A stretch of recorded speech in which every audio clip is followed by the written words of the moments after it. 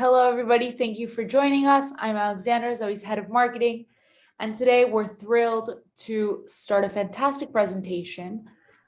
If you can move on to the next slide, I'll present a brief disclosure to begin. This presentation is not to be taken as investment advice and should not be relied on for such advice or as a substitute for consultation with professional accounting, tax, legal, or financial advisors. The observations made are independent of Zoe Financial and should not be read as financial recommendations. Today's workshop is all about safeguarding your investments amid market volatility. And our host will be Andres Garcia Maya, Zoe's CEO and founder. Prior to Zoe Financial, Andres was an executive director at JP Morgan Asset Management, where he helped oversee over $300 billion in assets. He's also a CFA charter holder, has an MBA from the Wharton School at the University of Pennsylvania, and he received both the Joseph Wharton Fellowship for Outstanding Record of Academic Achievement and the Togo Foundation Fellowship. With you, Andres. Thanks so much, Alexandra, and thanks so much for the whole marketing team for putting this webinar together. So I get the great pleasure to introduce everybody to Tony Schmidt. He's the president and CEO at GreenUp Wealth. Tony's he has 20 years of experience in the financial services industry, and he's worked both in a leadership position as well as directly with clients for a number of decades. So I think that's key for us when we think about these webinars, is to bring experts that understand the particular technical topic, but also someone that has worked with clients and understands kind of like the behavioral aspect of communicating those findings. So thanks so much, Tony, for joining us. We're really excited to have you. Thanks, Andreas. It's a pleasure to be here. Appreciate the opportunity. Great. So before we get going with Tony, a quick couple of words on Zoe, in case there's folks on the webinar that are not as familiar with us, right? So our mission is to accelerate wealth creation through exceptional client experience and innovative technology. And how we do that is we help people just like you that are joining us in the webinar to connect and hire the most amazing advisors in the country, right? So we go through a strict due diligence process to find great practices and advisors like Tony that we could connect you with. So that's a little bit on Zoe, but the reason you came here today is to discuss this couple topics, right? So this webinar will cover the current investment market state, 4 investment strategies that Tony will go through. What are the big don'ts when it comes to times like this where the market is very volatile? And then we're going to ask a couple questions of Tony around his career and how he serves clients. And then we'll open it up to Q&A at the end. If you have questions, you could actually input them throughout the presentation, through the webinar, or you could save them towards the end. And then we'll kind of answer them once we get to the tail end of the presentation. So with that, let's get going here. So we'll start with this quote, and kind of one of the reasons that we decided that it was a worthy effort to put this webinar together is that this was the worst first half for the markets in 50 years. And a big driver of that has been inflation. This is a quote from CNBC. And I think everyone has read it, right? If they're reading their newspaper, their daily feed, etc., it's something that has kind of broke through the traditional kind of Wall Street people to Main Street, and therefore it's kind of a worthy topic to address. And I'll start here with a comment on this, but I'll then turn it over for you, Tony, to kind of chime in. But when you look at a chart like this is really what gets people's nerves, a little bit on alert. Is if you look at market volatility for the S&P 500 for this year, it's funny because volatility could go 2 ways, right? Markets go up and down, but the volatility that people really care about is when things are going down, right? And that's exactly what we have seen over the last 6 months. The S&P actually broke through bear market territory, meaning it dropped more than 20%. So I'll stop there to kind of frame the discussion of why we're even having this conversation. Tony, I don't know if there's any other observations on specifically to the stock market before we move on to the next slide. No, Andreas, I think it's such a great point. this recent volatility, especially in this negative environment, has been difficult and people are losing sleep. And if you look at this chart, heck, the Dow's, or excuse me, the S&P's lost 1,000 points. So it's understandable the angst that people are feeling. But hopefully through the end of the presentation, we can help people relax a little bit more and stay focused on their goals. Yeah, that's right. And then what's crazy about this particular past 6-month period is that it wasn't just stocks that had, here in the US, that had a rough time, right? The last 6 months, pretty much every asset class was down significantly except commodities, right? So a question that often comes up, and we've seen it with a lot of people in our community and replying to blogs, etc., is, okay, I know that you guys have been preaching diversification, right, for a long time. It seems like it's not working, right? The last 6 months, everything was down. So maybe I'll turn it over to you with the tough question, Tony, which is talk to us a little bit about that. I'll put this slide up on the next presentation to talk about kind of diversification, because clearly in the short term, it seemed like, that doesn't necessarily always work. Yeah, Andreas, it's a great point. And that's, I think from our very early days as investors, we hear diversify, diversify, diversify. But then in this environment, you've done what you're supposed to. You build a diversified portfolio. The bonds are supposed to be secure in the portfolio. And heck, all of a sudden your fixed income is down 10%. Does diversification not work? Well, of course it does. It always has, and I'm sure it always will.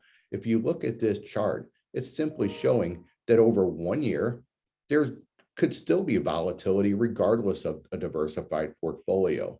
That light purple bar shows obviously the smallest range of really returns and volatility within the market. But as we slide to the right and you look at a 5-year rolling period, you see the range of those bars is much tighter. And as you get to that, again, the 5-year bar, the 50-50 portfolio has always been positive every 5-year rolling period, along with the 10 and the 20. So does diversification work? Yes, absolutely. Is it going to work in every 6-month or 1-year rolling period? Not always. Yeah. No, and I think it's crazy to look at that first year versus the 5-year, in the sense that there's been 1-year periods where the market was down 15% for a 50-50, right? So, comparing it to what we're seeing right now, it's not crazy to think like, okay, so this has happened in the past. It doesn't happen that often, right, but it does happen, and therefore we shouldn't necessarily dismiss diversification, because it does seem to work, right? When you look at data going back to the 1950s. Yeah, absolutely. Great. And then the other thing that comes up, right, when I look at this portfolio here, that's a 50-50 portfolio. But I'm guessing, the next slide that you have here is we could probably do better than that, right, when it comes to diversification. So we'd love to hear a little bit about that as well. Yeah, really, Andreas, when you look at diversification, the premise is that a portfolio really built with several distinct types of investments blended together in a proper and effective manner will perform better with less risk than a portfolio with fewer investments. So it's really, how do you figure out how to diversify for you, how much risk you should take on over a given period? Okay. Yeah.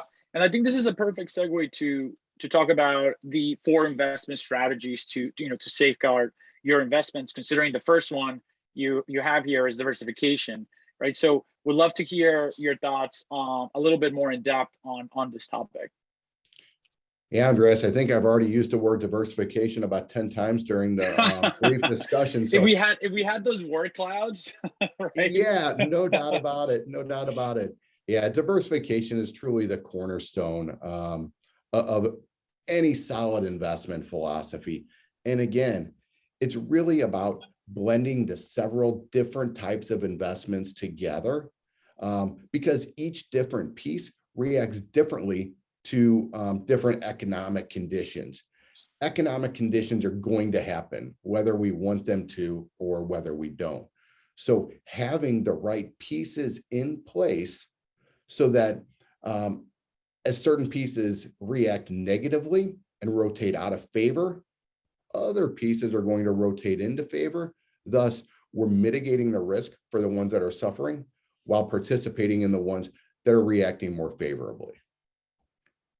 Perfect. And then I see here on the second one, you have calculated and thought out. Yeah, absolutely. So Andreas, the different pieces within a portfolio react in different manners, okay? Some in theory should have an inverse reaction, some should have a direct correlation as well. So having an understanding of how the different pieces work together in relation to these economic events is crucial. So in taking it a step further, again, it's based upon how much risk an individual can stomach. And we'll get into some of those factors a little bit later. Perfect. Okay, so let's talk about a concept that is often discussed, but I think a lot of times people kind of use the phrase, but don't really kind of understand, right, what it means. It's one of those things where you're like, I think this is good for me to have a asset allocation. So I would love to hear a little bit of kind of maybe instead of the 30,000 foot view, the 10,000 foot view on asset allocation, because this is definitely one of the investment strategies that's important to have. Yeah, Andreas, I couldn't agree with you more. You know, day one, we hear about asset allocation, and as investors, we say, my investment philosophy is based on asset allocation. But I think sometimes in the back of our mind, we ask ourselves, what exactly is this asset allocation word that I believe in so fully? So we'll dive into that a little bit. And really where it starts is looking at what types of investments you have. And really the types of investments are broken into 5 distinct areas. You have stocks, we have bonds, we have real estate, commodities, and cash. We can't forget cash is an important part of a portfolio as well.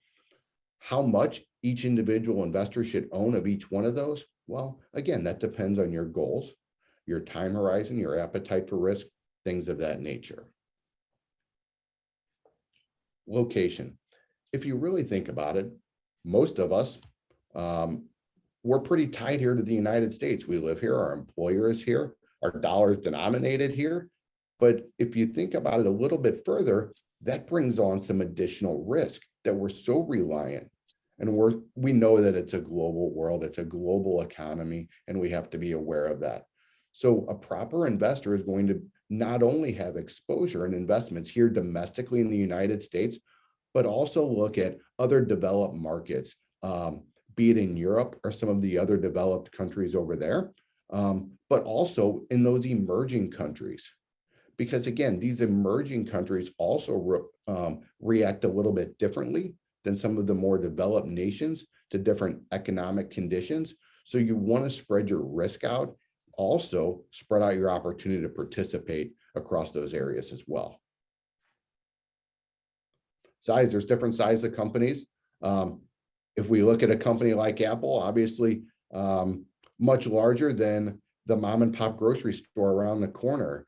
In theory, Apple should be able to withstand a more difficult, turbulent economic environment, whereas a smaller company might not have the same margins and support on the balance sheet. So you definitely want to allocate across the different sizes. And there's really 3 sizes, Andreas, that we look at. You have the large companies, the mid-sized companies, and small. Now, small are striving to be the next mid-sized company, and then the next large, and mid are striving to be the next large. So we want to make sure that we're diversifying across all of these different areas because they react a little bit differently as well. And investment style. There's really 2 primary investment styles. We have growth, which are going to be those companies that typically retain their earnings for research, expansion to continue furthering that growth. And then there's value, which are those companies that might be trading at a discount to their overall intrinsic value. I'm sure everyone on this call has heard of Mr. Warren Buffett, probably the most famous value investor out there. He certainly adheres to this philosophy. Which one's right? Well, it's really about the brilliance of the and. And again, that should fit into your overall investment strategy. Looking at issuer, now we're transitioning to the fixed income world, bonds. And when you're looking at issuer, it could be the government, it could be a corporation, It could be a municipality. It's really who's issuing this debt in an effort to raise capital that's going to be responsible for making the interest payments along with paying the principal back at the end of the agreed upon term. Lastly is credit quality. Again, we're sticking with the fixed income universe, Andreas. And you have investment grade, which are going to be those companies that the rating agencies say, yeah, they have a pretty good chance that they're going to be able to make those interest payments and pay it back at the end of the term.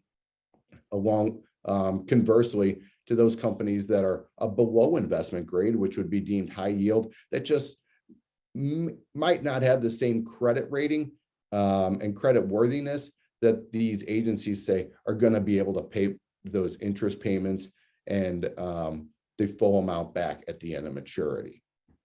Right. Well, that was super helpful. And we covered a lot of ground in one slide. So I appreciate that. Now, the next couple of slides here, I believe the idea is just to give a sense of how these asset classes have performed. So let's get right into it. And I've heard people call this the Niesel chart here because there's a lot going on. But yeah, maybe just walk us through it. Yeah, Andreas, absolutely. You've heard it called that. I've heard it called the quilt chart, the periodic chart. I think it has all kinds of names, but it's one that I think paints such a great picture. And hopefully people's eyes are adjusting to the chart right now after a few seconds of looking at it. But if you look at the yellow box starting on the left, this is a balanced portfolio. You can see the yellow box is never at the top, but it's never at the bottom either. Some might say it's a little boring. If we look at it from 2006 into current state in 2022, there are only 4 negative years. And heck, one of those in 2015 was only off 2%, but only 4 negative years. So it's a fairly smooth, steady ride. I like to think about this as the old story of the tortoise and the hare. We all know what happened here. Steady, tried and true. This is, again, blending all these different areas of emerging markets, fixed income, small cap, large cap, commodities, international, building up this balanced portfolio, creating a pretty smooth ride. And then I think we have an example here of one that's not. Yeah, so this is definitely the opposite end of this spectrum. And if you look at that in 2006, in the upper left corner there, where it says 33%. Yeah, thank you, Andres. This is emerging markets. You can see it's a couple wonderful years. And then we head on down to the bottom. Oh, sorry. So yep, there you go. We typically live at the top. We typically live at the bottom. It's much like a roller coaster. It's a really fun ride. There's moments of euphoria, but there's definitely a couple moments along that ride where maybe you're getting a little bit dizzy, possibly nauseous, or maybe you're even second guessing, should I really be on this roller coaster or not? The merry-go-round seems a little bit more fun at this juncture. But again, this is how volatile of a ride we can have when we're not blending the different asset classes together. I think we have this one just to give a similar example, right? Yeah, absolutely. I won't beat it to death. But if you look, this one lives at the top a little bit, but never really at the bottom. This is the S&P 500. So the largest companies here in our domestic US markets. But again, you can see it's a fairly volatile ride, much more volatile than our balanced portfolio. It also had a pretty good run over the last 15 years relative to the rest of the world, which is why diversification is important, is that if you just let it stick to what has worked, your portfolio becomes way too heavy on something that worked in the past, but relatively speaking, might not work the same exact way in the future, right? Absolutely, because things are going to rotate in and out of favor. We don't necessarily know when. We have ideas, but we don't know when. So that is why we definitely want to be allocated across different areas. Yep. All right. So the third one here that we have is active investment management. And active is one of those words that also gets thrown around, but there's different ways to be active. Some I think are great marketing. Some are actually really helpful for the client. So we'd love to hear a little bit on the ways that are actually active and helpful for the client. Yeah, I think the last word you mentioned, helpful, I think is the key. because we can't mistake activity for productivity. And productivity is ultimately helping clients, helping investors accomplish their goals and driving their bottom line. So there's three real key areas that I'm looking at within active investment management, especially during a downturn in the market. One is tax efficiency. We all know the cliche, when the world gives us a lemon, you make lemonade, right? The markets are no different. There are times the markets are going to give us a lemon. So how do we make lemonade? We're going to look for opportunities, possibly to realize some losses within a portfolio to either offset some gains that we have, or maybe some gains we're going to have in the future, to help our clients in that manner, mitigating their tax bill. Another tax efficient strategy we're going to look at is, well, let's say a client's had a position for a long time and it's maybe become too much of their portfolio. They're over concentrated in it, carries a high weighting, therefore creating additional risk. During some of these pullbacks, we can peel some of those gains off, allowing us to diversify and spread their risk out, while at the same time not creating a very large tax bill and mitigating some of that along the way. So those are a couple ways we look to make lemonade out of a difficult market, Andreas. Yeah, and I think this is one to hone in, because we often hear when people will come to our platform and they're looking to hire an advisor, where they'll say, well, I want someone that's actually active, right? And what they often think of active is what they see on CNBC of like, like buy this, sell that. And the reality is that an advisor could be active by making sure that clients' portfolio are tax efficient. And that's the closest thing to a free lunch, because all you're doing is reducing your tax bill, right? You don't need to get it. You don't need to find the next Apple to reduce your tax bill. So this is one of those where we often kind of like have to explain, like, there's different ways to be active. Some are for marketing reasons, right? In CNBC, some are actually reasons that will save you a tax bill. Yep, absolutely. We don't want to mistake activity with productivity. Yep. At the same time, as the markets move, it does create some opportunity to take advantage of it. Because as we talked about, pieces of a portfolio and pieces of the market are going to rotate in and out of favor. So as we see pieces of a portfolio maybe undervalued compared to their historical valuations, we're going to allocate slightly a bit more of the portfolio into that area, knowing that at some point it's going to rotate back into favor, so that our clients are, in theory, buying while it's low, so that as it rotates back up, our clients are going to participate with the higher valuations as well.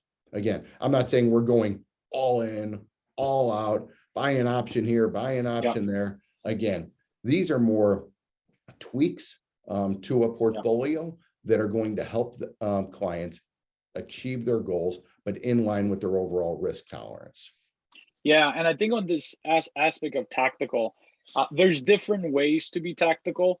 And what we always look for when we're doing due diligence of practices, of advisor practices, is, are these rule-based tactical approaches, or are they, hey, you know what, my back hurt this morning, so I think we should sell the market, right? Like, that's not the right type of tactical asset allocation, versus, you know what, we have this systematic way of approaching it. That if this type of asset class changes momentum and it continues to go in that direction, we're going to try to protect the portfolio in a rule-based approach, right? And I think there's a big difference between those two. I think that's absolutely well said. Every decision you make should be rules-based. An investment decision should never be emotionally driven. And that's why individual investors can wrestle with this, because it's our money. We work hard to earn it, and we don't want to lose it. But therefore, emotion can creep in and get us away from our written, formalized disciplines and allow us to make some poor decisions. Yep. All right, so we got fixed income here. Yeah, fixed income. So not near as fun to talk about. You mentioned CNBC, you're not going to hear about this nearly as much. But when you look at fixed income, there's different durations. So basically, when you purchase a bond until how long it's going to mature and the issuer is going to pay you back. And so when you look through it, there might be a 30-year maturity or something that only has 2 or 3 years towards maturity. The way bonds work in relation to interest rate increases is the longer time frame to maturity, the more sensitive they are to those interest rate movements versus something that is shorter. The Fed has done a very fair job signaling they were going to raise rates for some time. And so within a portfolio, knowing that that's going to happen, you can shorten duration within the fixed income side so that when rates do increase, your bond prices aren't going to move and fluctuate as much as if everything was in that mid to longer term maturity range. Yep. No, that makes great sense. And it's so funny you mentioned that, because bonds tend to just be like the last thing people talk about, but often is a pretty significant portion of people's portfolios. Absolutely. So they still matter. No doubt about it. But with that, we'll move on to the next slide. Yeah, no doubt. All right. So the next one we got here is time horizon planning. So we'd love to hear your thoughts on that, because I think this is often one that is where behavioral aspects kind of get in the way of people thinking about it from a strategic standpoint. Yeah, absolutely. And when you think about investing, we're really putting money away for a given goal or given purchase at a future time. And so really we have to think about what is that time frame, because that should be the number one driver of how you invest your money, because time can be your friend or it can be your worst enemy. So we have to understand the time frame for which the goal is for those given dollars. A lot of times you'll have buckets of money where this bucket of money is set aside for a home purchase possibly, right? But these other dollars are set aside for retirement. Two very different objectives that should be invested very differently. That's right. And then I think here you have an actual kind of example of those different time horizons, right? Yeah, absolutely. And this is a question we get fairly often because people get a little impatient. And you look at it and they say, I'm sitting on this pile of cash, but I'm looking to purchase a house 2 years down the road. But it's painful for me to have it sitting in the savings account earning next to nothing. What can I do to get some growth on it? Well, unfortunately, the right answer is keep it in cash. Yes, you're giving up return, but we know in a time frame of anything under 3 years that the market can slide negative. You need those dollars at a specified amount at a specified time within that time frame. So they need to be set aside in something not volatile, where it is 100% available for you. Conversely, the other end of the spectrum, once you get out 5+ years, as we saw in that slide early on, once you get into that 5-year holding period, returns of a balanced portfolio become fairly positive and predictable. So that's where you can add some equities to your portfolios with the anticipation of higher returns, therefore outpacing inflation, because you have some time to ride the ups and downs. I am a firm believer that time horizon should be the number one driver of how much risk you should or shouldn't take in a portfolio. Yeah, I've seen many cases of this, which is really sad, where people know that they shouldn't be sitting on cash because they're looking to withdraw that money 10 years from now, 15 years from now, but they just never have kind of the trigger event to say, now I'm going to invest it, because they're always waiting for maybe if the market will fall more, and then it gets ahead of them and they say, well, now I'm going to wait for it to come back, right? So I've seen that so often. And to your point, it is such an important factor, right? If you get that right, if you actually invest and knowing that it's going to be 10, 15 years rather than tomorrow, the compounding effect of how much you'll actually have 15 years from now, it's one of the reasons that I think people, hire like you, Tony, right? To make sure that they keep themselves honest on that type of decision. And again, I think it comes down to the written disciplines. Yeah. When we work with folks, we have a written investment policy statement that spells all these things out to take a lot of the emotion and guesswork out of it, because as people, we're emotional creatures. Yeah. And therefore it is so crucial to have a lot of these written disciplines in place. That's right. Okay, so those were the 4 investment strategies that people should try to look to implement. We switched gears from maybe the do's to the don'ts, which I think are equally important to point out. So we'll start here with the first one. Yeah, and this is a biggie, and it's difficult not to let anxiety creep in. You look at your account, you turn on the TV, the market's going haywire. We hear words like inflation being at record levels. We hear words like recession, and people want to hit the panic button.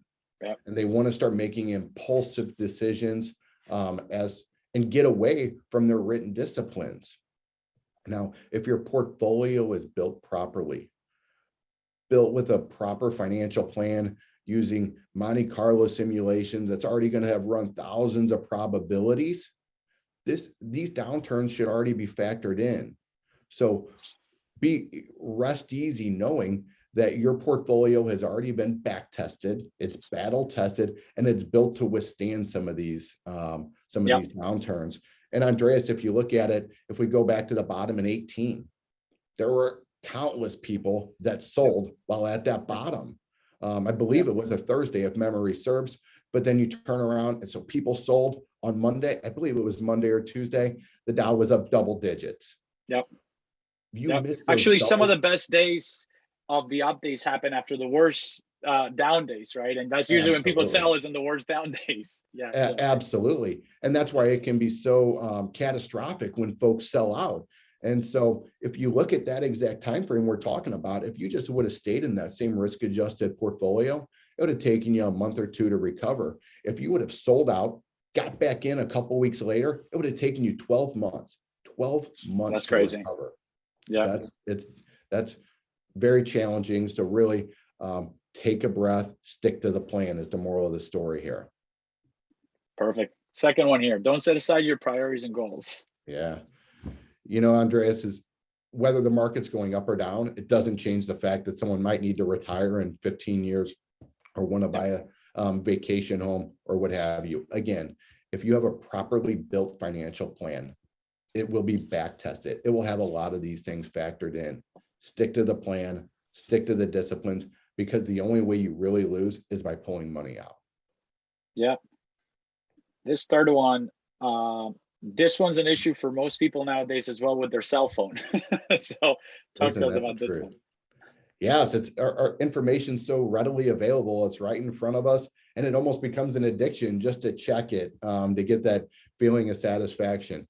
I would say this is a good time during down markets to maybe just keep that cell phone in your pocket. I'm not going to say go spend more time on social media, but maybe this is the one time that would even be more healthy. Yeah. But again, don't check your account balances every day. There's no good that's going to come out of it. Again, trust your plan, trust your time horizon, and everything will be fine. Yeah, and I think this third one goes alongside with the fourth one, which is turn down the news. Those two are married together, and we are not short of news and information these days. It doesn't matter what channel it's on, something will scroll across the bottom. They're just enough to give you anxiety, a little heartburn, and make sure you don't sleep well. So this is a period, turn down the news, pick up a good book, go enjoy your loved ones, your hobbies. And again, let the disciplines of your portfolio, let a proper strategy work to your advantage.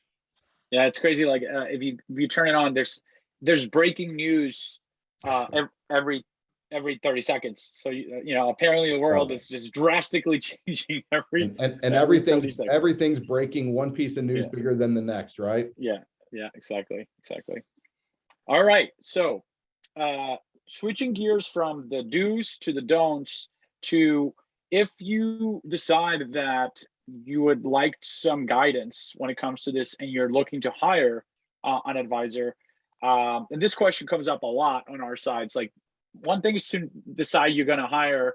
The other one is, I don't even know how to ask the right questions to ensure that I'm hiring the right person. Or even if you already have an advisor, which are the questions to ask to make sure that that advisor is supposed to be doing what they're doing. So we got a couple one here that Tony, that you had mentioned to us, so we figured it would be a good exercise to go through them.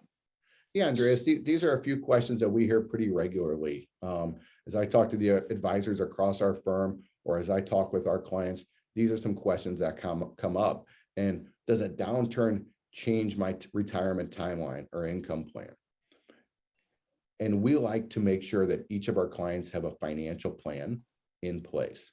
Again, one that's built on statistical data, back tested with all kinds of market scenarios, so that our clients can rest easy knowing that there's a certain probability that they will reach those goals, because these crazy times like we're seeing right now are already factored in. Their plan is back tested so that they're set up for success.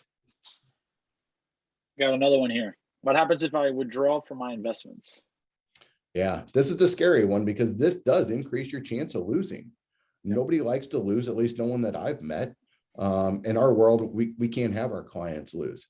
So when you sell at a loss, even if you get back in, that is what can create some catastrophic moments of you achieving your portfolio. So again, it's crucial to talk with your advisor, ask them how and why you should stay in, and they can help you with those disciplines.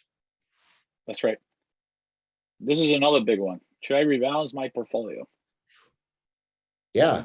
And again, that one's a little tricky, because I would say it depends. Right. Do I believe in rebalancing? Absolutely 100%. As long as it is in line with your written, defined disciplines, not based upon emotion. Right. If your disciplines are triggered, and the data tells you that it's time because it's triggered a rebalancing event, then you should rebalance, but never because it's emotional and you're feeling uncomfortable or too comfortable, to the flip side of that. Yeah, and this is a good one to bring up just in general when advisors explain to you that the reason they make certain investment decisions is because we sat around the table and talked about what's going on in China, and therefore we decided to sell. Those are red flags to me, because Me too. I worked at JP Morgan. We had a team of 300 researchers around the world, and it was still nearly impossible, to predict what the next thing was going to be. So for your advisor to be that person that figures out with the three people around them that that they can figure it out, it's a red flag to me. So that's why I think it's really important that they have a rule-based approach to it. Yep. When it comes to rebalancing, so that they're not going to giving you, going back to that active conversation, so that they don't sell you this idea that the reason you hire them is because they know what's going to happen in China, or they know what's going to happen with the dollar, because they don't, right? If they did, frankly, they wouldn't, they'd be sitting in a beach somewhere, not even writing a book about it. They would just be sitting on a beach, not working. Absolutely enjoying every minute of it. And again, that's why the diversification piece has been, everyone's tried to poke holes in it for years and years and years. And what does it come back into? Diversification and asset allocation for this exact reason. Nobody knows the why, the when. We just know that it's going to happen, and we do everything we can to mitigate and make sure we're able to participate in the good side of it. Yep. That's right. I think the last one here on the risk tolerance, should I reassess my risk tolerance? Yeah, I think, this is a key one, because a lot of people, all of a sudden, they have that emotional reaction, that extra anxiety because the market is doing poorly, or the market's doing very well, and they want to take on a bunch of additional risk. Right. Should the risk tolerance be reassessed? That's a great question. But the thing you have to ask yourself is, has something significant changed in my life? Right. Did my retirement time frame change? Did my time horizon for whatever said goal is change? Did you lose a job? Did you get married? Something of that nature. If there's a major triggering life-changing event, then maybe your risk tolerance should be adjusted. However, if that answer is no, I would say the answer is probably no. Yeah, and this is where the groupthink component comes into play as well, because in the go-go years, right, there's FOMO, right, fear of missing out. And all of a sudden people say, no, my risk tolerance is different now, right? Like I want to take more risk. I should take more risk, but nothing has changed on their particular situation that drives that. And then on the opposite side as well, hey, my next door neighbor told me he sold everything and the market's down. So I changed my risk tolerance, right? I'm going to sell as well. Then it's got to be definitely right. not how, yeah. If the neighbor or the guy on the bowling team tells you it's right, it's got to be right.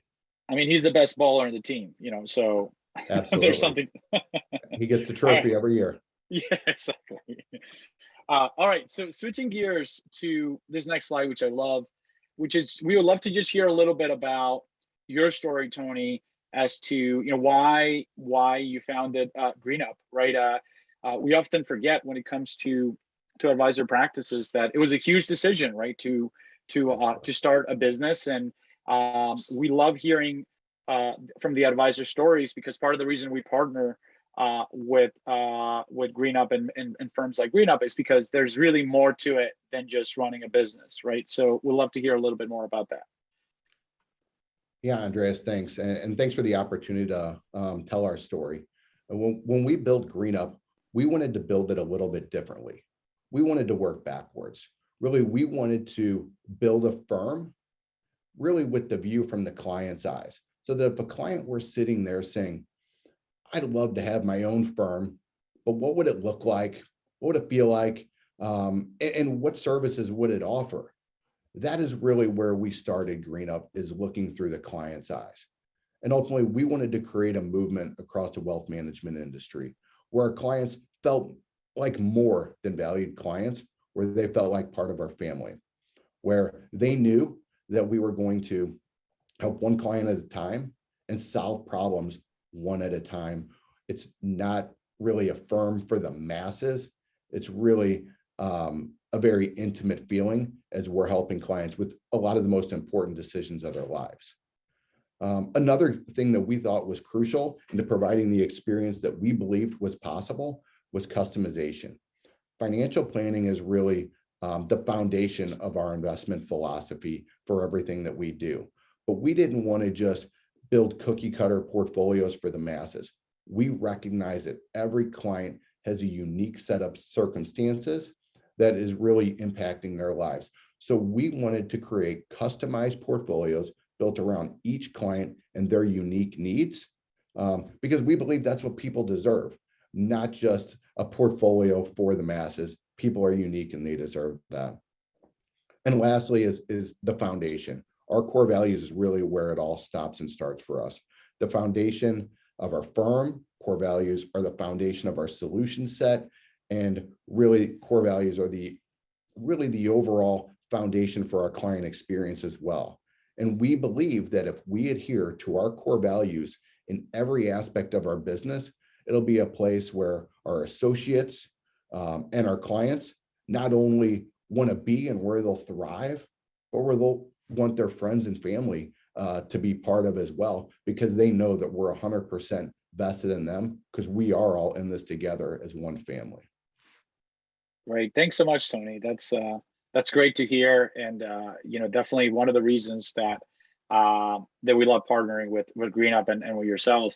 And I think this is a perfect segue to just one of the questions that already has come up a couple of times is, okay, and how does kind of Zoe fit into this picture, right? How does help you, a person that's in the webinar, is our job, I look at it as twofold. One is curation and the other one is convenience, right? So the curation part of it is we reject 95% of advisors, so you don't have to, right? So to find a Tony, we really had to talk to a lot of different practices to get there, right? And we take that to heart, right? We have a very well thought out rule-based approach of doing due diligence, but the last question we ask ourselves before we let in a practice, and we do it at the advisor level, not just at the practice level, is, okay, if this advisor is so great, will you send your parents to them? Right? And if the answer is not a resounding yes, then we don't let them in, right? And that's something that we wear as a badge of honor, and that's how we want to run the business, and we're really excited to continue to grow the business that way. And the other one is convenience. Is we use technology to make the process as seamless and easy as possible for someone to say, well, you know what, if I want to hire Tony, please make it easy for me. I don't want to have to go through too many hoops here to get to the finish line. So that's a little bit on Zoe, and that make sure that we have enough time here for Q&A. Let's just get right into it. Okay. And I'm going to stop sharing screens just so I could see as the questions come in. Okay. And I know that I'm going to open my inbox here as well, because I know that sometimes people email them.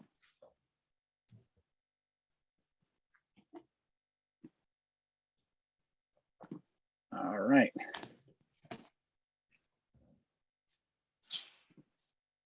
All right, the first question, actually, I got it in my inbox. Hello, everybody. The first question that I am seeing here is from Justin. Justin asks, how can I know if my portfolio provides enough returns to meet my current goals? It's an interesting one for you, Tony. What do you think? Yeah, I think that's a great question. And again, that all starts with having a solid financial plan. We believe every advisor should have a plan in place for each client. It will be goals based, and that will actually back into what level of return you need to accomplish those goals. Therefore, letting you know how much risk you do or don't need to take to help you accomplish the goals. So starting with building a portfolio is probably not the best approach. Building a proper financial plan is ultimately going to answer that question for you. So Justin, that's a great question. Great. We got a couple more here. Okay, this one's a good one. What are the implications of this current economic state, on my investments? And we cover a little bit on, the sense of volatility, but we didn't cover too much on maybe why this volatility is happening. Yeah, the volatility, I'd say, one, we've been on a nice run, right? We've been in a very good time, and we know that there's going to be periods of rotation. That 800-pound gorilla in the room, inflation, is rearing its ugly head, and we know that, okay? How will it impact someone's portfolio and helping them accomplish their goals? Again, it depends on the individual portfolio. But again, only if you, one, sell, or two, need that money in the short term. Assuming if you're needed those dollars for a given purpose or goal over the next 3 years, they really shouldn't have equity exposure or even a lot of bond exposure. That should be in cash. If you get out that 5, 7, 10 plus years, it really should have no impact. Again, because the modeling would already have these scenarios factored in. Yeah.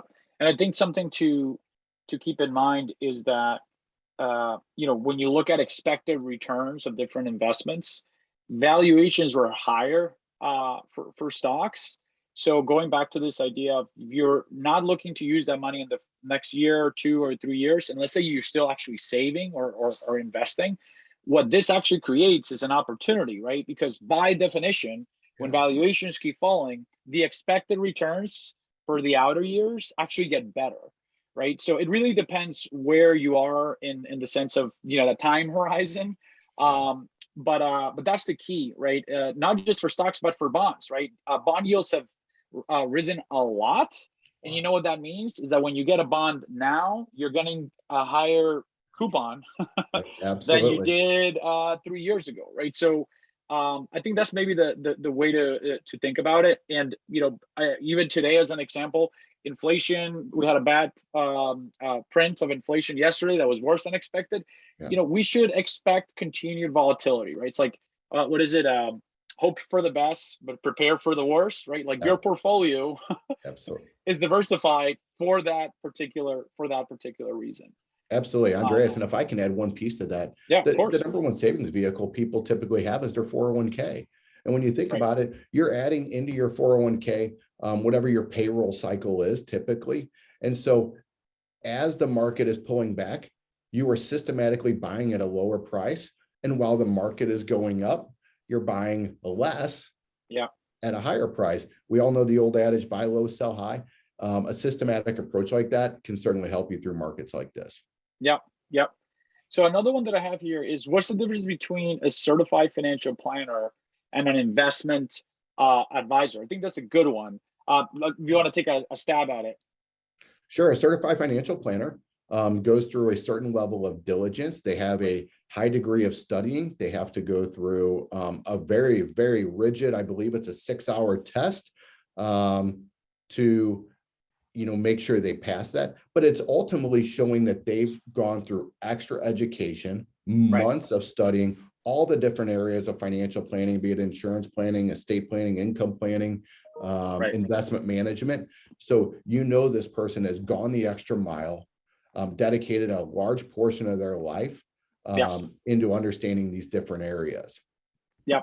And I think that on the topic of investment advisor or financial advisor, it's actually one of the first reasons we got into building Zoe, is that to be called a financial advisor, it only takes to pass the 66. It's like a two week study time type thing. So the range of expertise that someone could have being called a financial advisor is very wide, right? And it's one of the reasons we're in business is to make sure that the ones that you're talking to are actually people that could help you with your particular situation.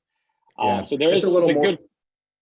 It's a little more than staying at a Holiday Inn Express, but at the end of the day, and not a whole lot more, I'd say to that. Working with a certified financial planner, again, shows they've gone through that high level of diligence. And Andrea Zoe does a great job screening folks, making sure, again, they're bringing the top 5% to the table for people.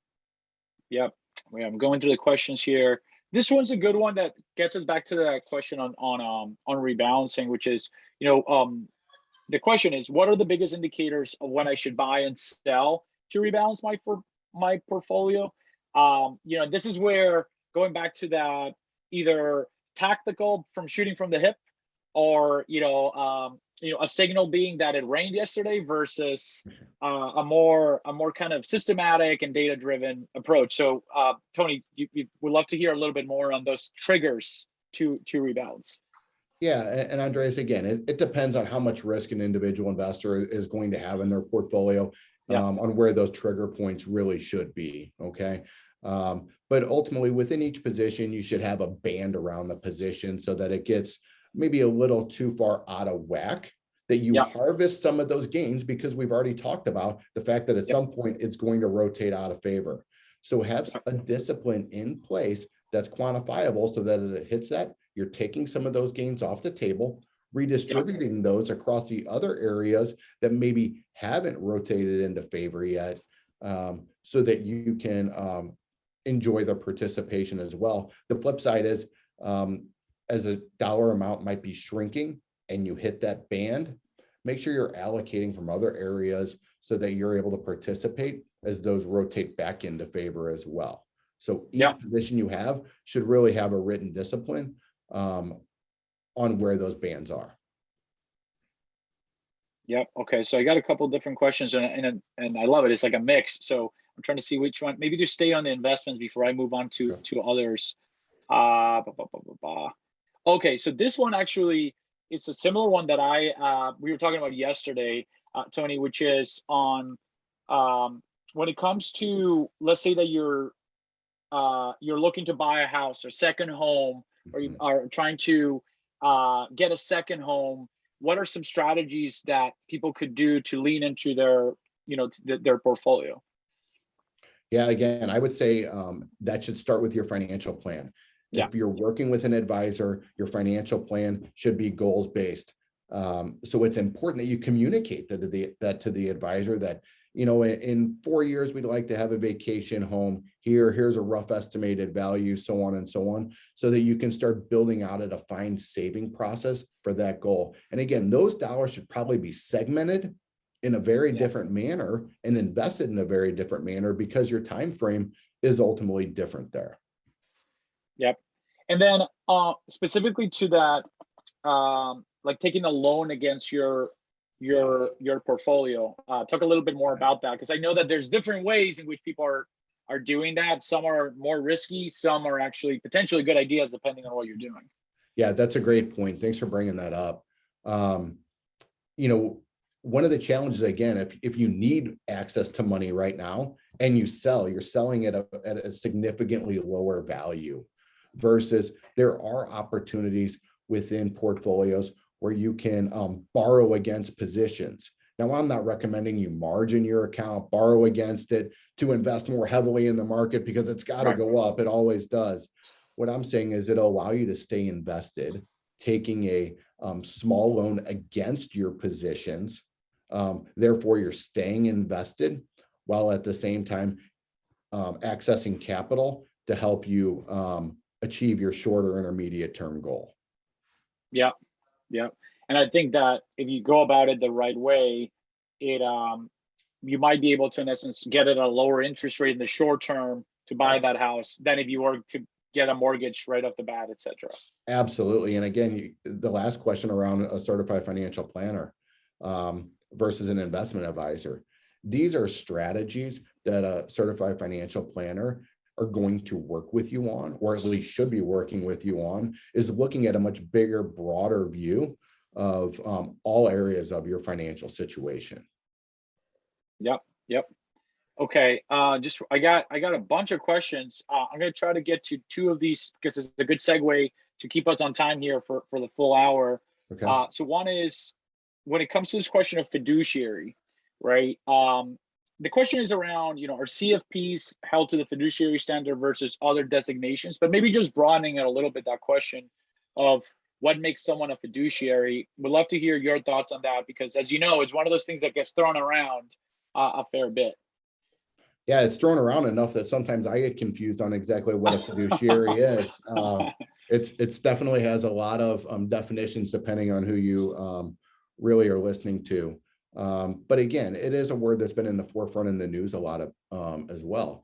And a fiduciary is required by law to put your interest ahead of their own, so that there are no conflicts of interest, so that all things being equal, you go with a lower cost option. Again, all things being equal, because again, that's a way to impact the client's bottom line. So at its purest form, it's putting a client's best interest above that of the advisor. Novel idea, right?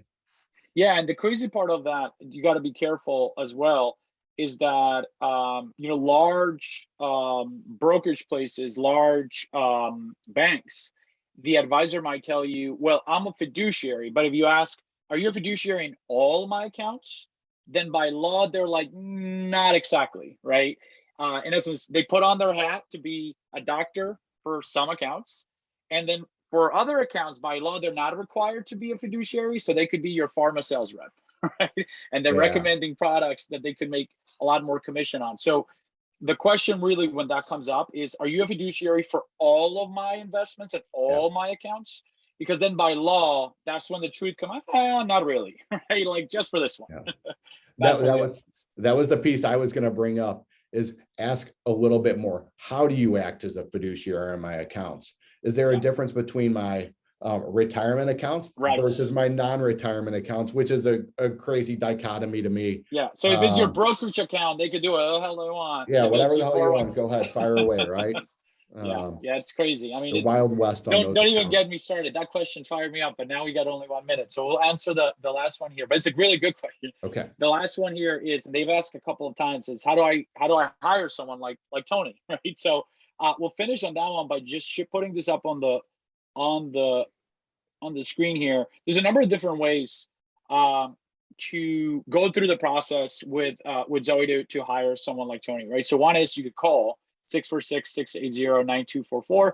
You could go to zoefin.com. There's like a 3-minute quick form that you fill out to see who you get matched up, right? Because your goals, your location, your income, your assets might be very applicable to Tony, or they might not, right? So that form is going to make sure you're matched with the right person. Or you could just email us, concierge@zoefin.com. You can just put in the subject line, hey, you know what? I want to go through this process, hire Tony. And then we'll take it from there. So with that, thanks for joining, and a huge thanks to Tony for taking the time here to educate us and really hopefully calm us down a little bit from the ledge with the market volatility that we're saying. Thanks so much, Tony, for joining us. Andreas, thanks. Thanks for the opportunity, and everyone stay calm out there. Everything will be fine. Stick to the plan, and you'll accomplish all your goals. And thanks to Zoe, it's just a great platform to help people accomplish their goals. Do a wonderful job.